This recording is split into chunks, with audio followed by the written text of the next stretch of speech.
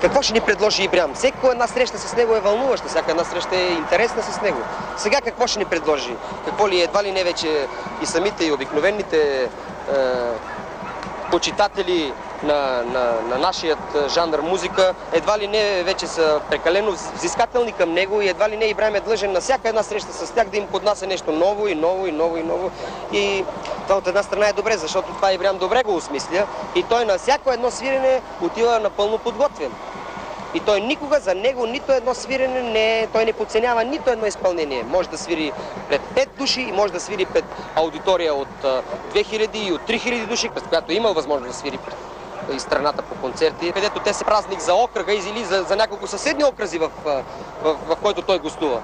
Атмосферата се усеща още като наближиш, като че ли има подготовка месеци наред. Хората с нетърпение очакват, когато ще имат възможност на живо да се срещнат с Ибрям Капазов. Нещо вижда се по шосетата, по магистралите, коли, които определено се знае, че направо отиват там.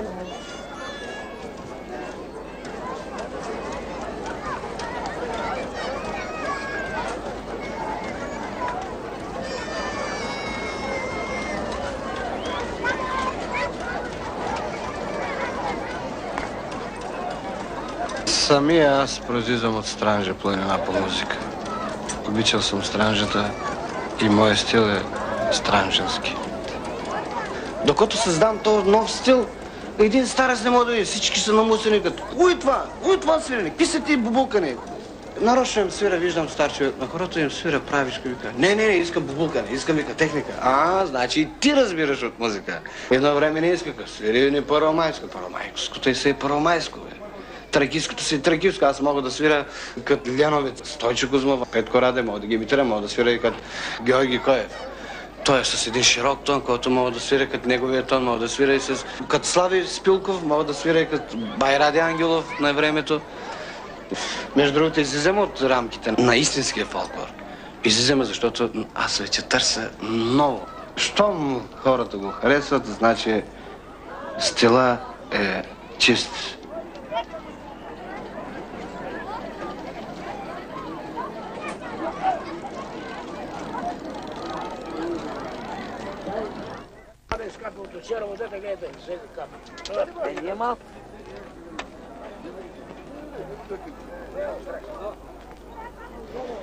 Първият ми концерт беше в Летния театър. Вътре едва ли има 500 човека, а местата за 3000.